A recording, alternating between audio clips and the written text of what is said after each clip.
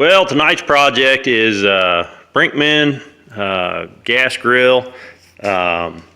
This thing is apparently been used for a while and pretty typical of your, propane grills. So we're going to be replacing these burner covers. We're going to be replacing the burner and the grate. When I got it, it didn't have a grate at all. So I thought about making this stuff because I'm reasonably handy with metal and stuff, and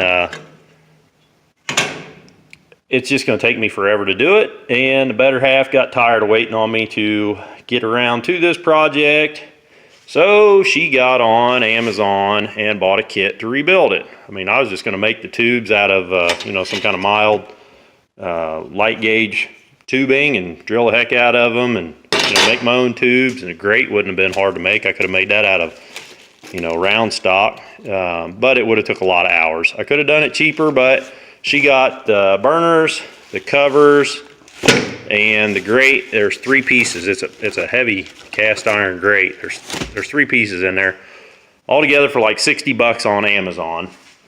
She ordered it according to the model number, which I found back here on this sticker. So look at your grill somewhere. There should be a model number on your grill.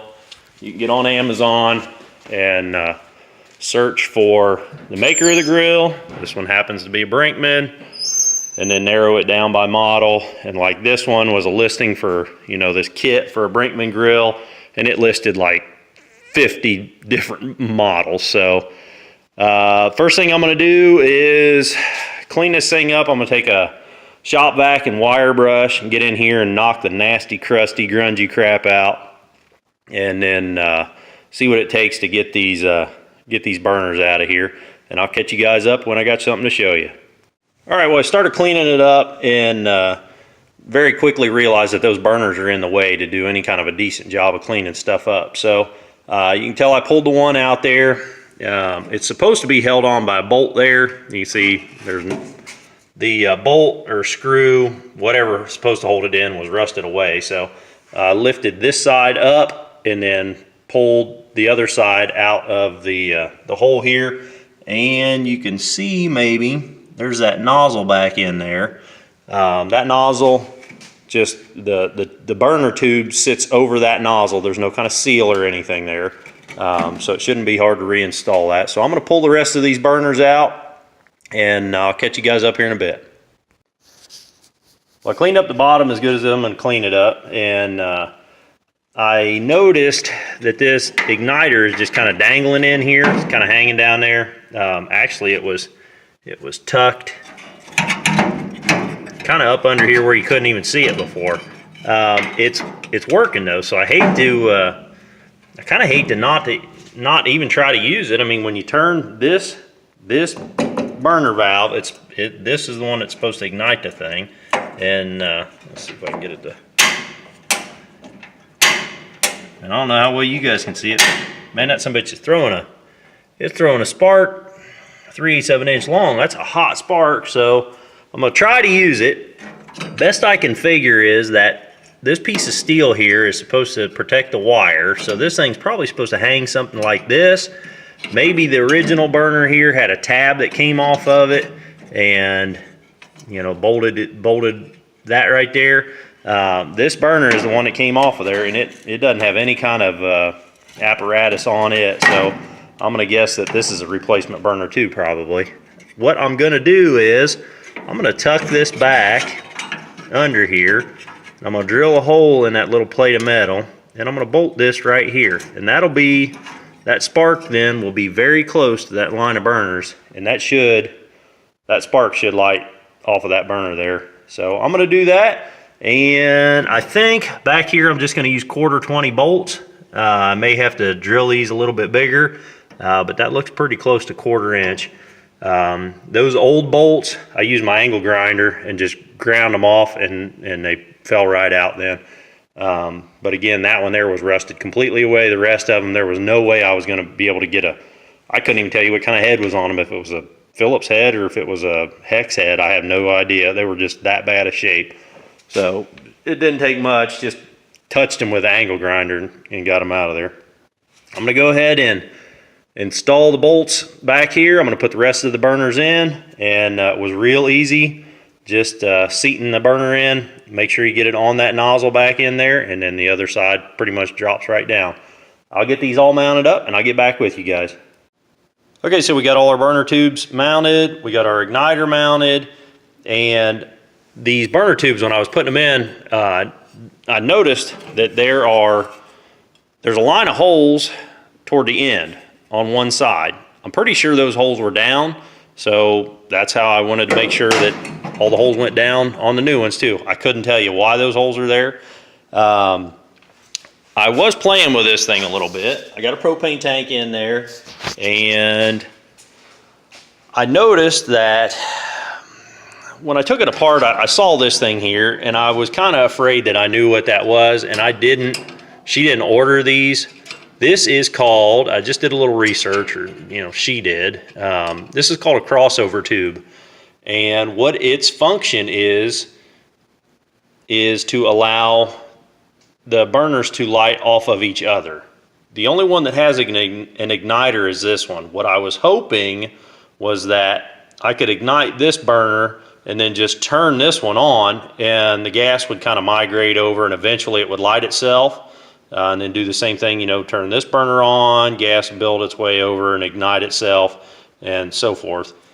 That is not the case. I tried, it just didn't work. So I guess propane just is not that combustible that it would, it just will not bridge that gap, those 6 inches. So she got on Amazon again just now and ordered a set of these crossover tubes. This one's completely rotted out, and when those come in, we'll get those mounted up, and hopefully that will fix the ignition problem across the burners.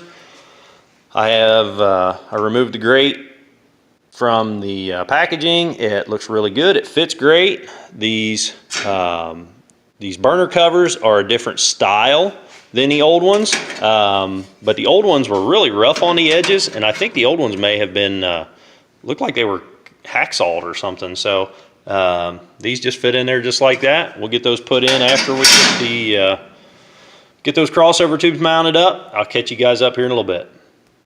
Well, it's a couple days later, and got the crossover tubes from Amazon. They're not a sealed tube. You can see there's a little bit of gap there. I don't know if anybody's paying attention. That's the packaging there. I don't know that if it'll help you or not, but I am going to go ahead and see, these things will go in here. There's that old one. It's got a little clip on it. These don't have that half moon clip or whatever, but they look like they're going to. They look like they'll be close. I don't know.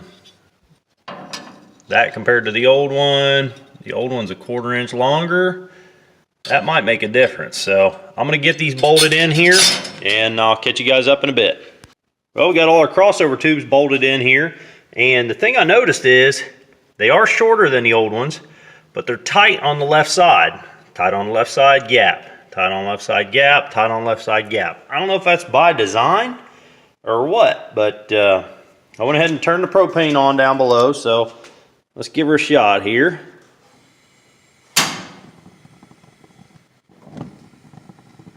Okay, there's that one. Try this one. There we go. So you can tell that crossover tube worked like it should. Try this one. Worked perfectly. And let's try the last one. All right, that is excellent. So, pretty much working like it should. I'm gonna go ahead and stick all them parts on it. I'll catch you guys up here in a second. Okay, it's almost kind of self-explanatory, but I'll just go ahead and show you how these things go on. These things just sit in there. There's nothing really that holds them. There's a couple of tabs here that keep them from getting out of, really getting away from you. But more or less, they just kind of sit over top of the burners. Get all 4 of them set on there. You can see that one's missing a tab right there. Again, this is an old drill, and it ain't perfect. Okay, so we got all our burner covers on there, and these grates They're all three identical. They just sit in, again, they just sit on that top lip there. So put a little gap between them, kind of even it out. And then this one, just set it right there, looking like a brand new one. And this is the top shelf here. This just sets there like that. So that's pretty much it. Well, there you go, guys. That's pretty much it. We'll go ahead and try it one more time just to get the full effect here. Okay, there's that one. That one. That one. There we go. We're all lit up. Everything looks like it's working real good. So I think altogether we're about $70 into this, and that's for the new grate, burner covers, burners, and crossover tubes. I think altogether probably about $70 deep. So hopefully this helped you guys if you're working on a grill. If it did, click that thumbs up button. If you want to see more videos like this, or me rebuilding that John Deere 2-bottom drip plow, or me shooting that crossbow, or me working on that Kubota tractor, stuff like that, click that subscribe button. You'll get to see whatever I'm posting videos on.